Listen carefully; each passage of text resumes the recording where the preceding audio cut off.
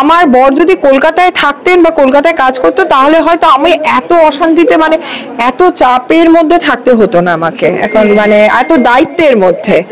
এখন কি মায়েদের বয়স হচ্ছে, ছোটবেলাটা মা মেয়েকে সামলে দিয়েছে, এখন মা এখন সব ভুলে যাচ্ছে, অনেকটা মানে একটু বয়স হচ্ছে, মাকে দেখতে হয়। তারপরে আমরা বড় হচ্ছি, আমাদের মেয়েরা বড় হচ্ছে, তাদেরও একটা দায়িত্ব নিতে হয়। এবার যদি আমি সেই দায়িত্বগুলো না নিই না, আমার ভবিষ্যতে কি, আমি এখন অভিনয় করে কটা টাকা রোজগার করব, সেটা তো আমার ভবিষ্যৎ হতে পারে না। আমার ভবিষ্যৎ তো আমার মেয়ে ঠিক করে দেবে, আমার মেয়ে কি কতটা কি করতে পারে। হ্যাঁ, অ্যাকচুয়ালি ওর এখন ক্লাস 9, তো আমি ফেব্রুয়ারিও না, মার্চ অব্দি আমি কাজ করেছি, তারপরেও আর একটা করেছি, ছোট কাজ করেছি, বড় কাজ নিতে পারিনি, কারণ ওর না এই ক্লাস 8 অব্দি কোথাও পড়েনি, ক্লাস 9 থেকে একটু গাইডেন্স দরকার। গণপতি বাপ্পার সঙ্গে রং মিলান্তি করে পোশাক পরেছেন, সেজেছেন, খুব সুন্দর দেখাচ্ছে ত্রমিলাদিকে। মানে প্রত্যেকবার গণেশ পুজো আমাদের এই বাড়িতে আসতেই হবে, তাই তো ত্রমিলাদি?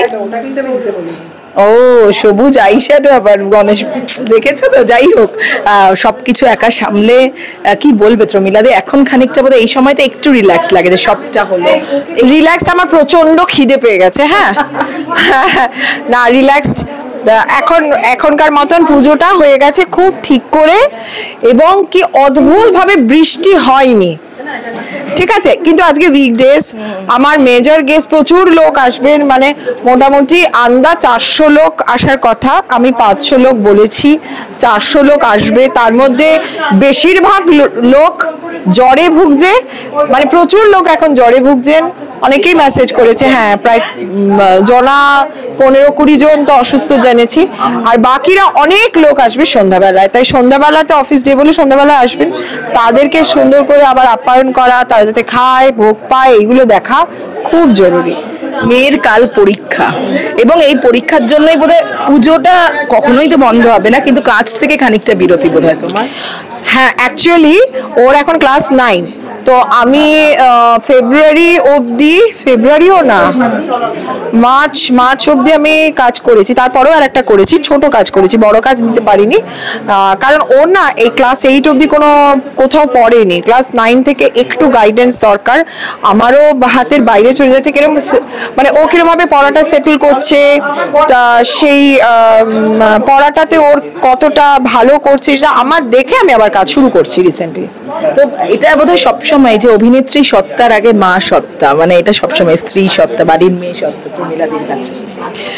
আসলে কি বলতো, অভিনয় আমার কাছে অভিনয় একটা বিশাল, মানে অভিনয় একটা গুণ, আমার প্যাশনটাকে আমি প্রফেশন করেছি, আমি মাঝখানে চাকরিও করেছি, আমি করে শান্তি পাইনি বলে আবার অভিনয়ে ফিরেছি খুব কম সময়ের জন্য।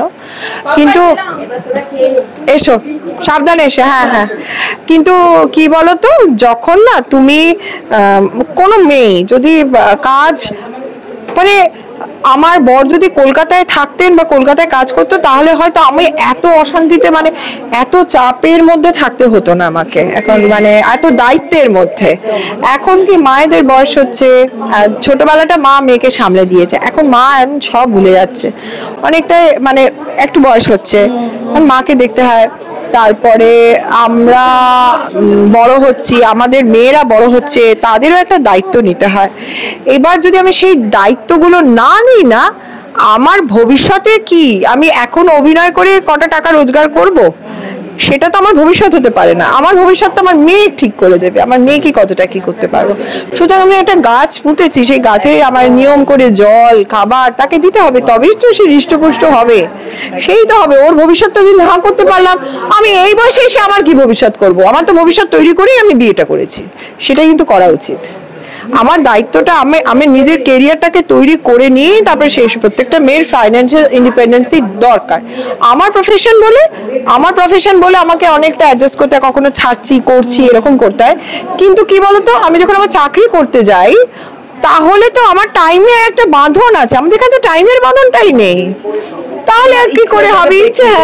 এখন ইচ্ছে হলে আমাকে পুরোটাই ব্রেক নিতে হবে, 12-13 ঘন্টা করে কাজ করতে হয়, কিন্তু কোনো অফিসে তো অত ঘন্টা কাজ নেই, তাই না? আর তুমি জানো আমি 10টা থেকে 5টাই কাজ করব, বা 10টা থেকে 8টা কাজ করব, কেউ কেউ আবার নাইট শিফট করে, কিন্তু সেটা টাইম ফিক্সড। আমাদের কোনো টাইম ফিক্স নেই, আজ আছি কালকে শুটিং নেই, আবার কালকে পরশু শুটিং আছে তা পরের দিন নেই, এরকম একটা ডাইসি সিচুয়েশনে থাকা। দায়িত্বটা খুব ভালোবেসেই নাও, আমি আজকে পুজোতেও দেখলাম মানে পুরোটা সামলে সব প্ল্যান থাকে, পুরো অর্গানাইজড থাকে, প্ল্যান থাকে, হেঁটে ফেলো না কখনো। না না লেখা কাজ থাকে, একদম লিখে কাজ করে।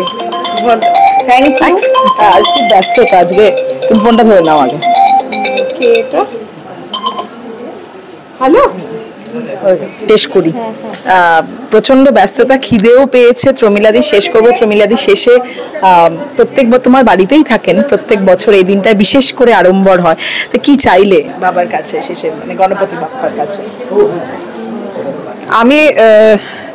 আমি না আলাদা করে সত্যি সত্যি বলছি, কিছু নিজেদের জন্য চাই না। ঠাকুর আবার আসুক আর আমাদের এখানে থাকুন, এটাই মেন। আলাদা করে না, আর সবাই ভালো থাকুক, এটাই মেন জিনিস। Thank you.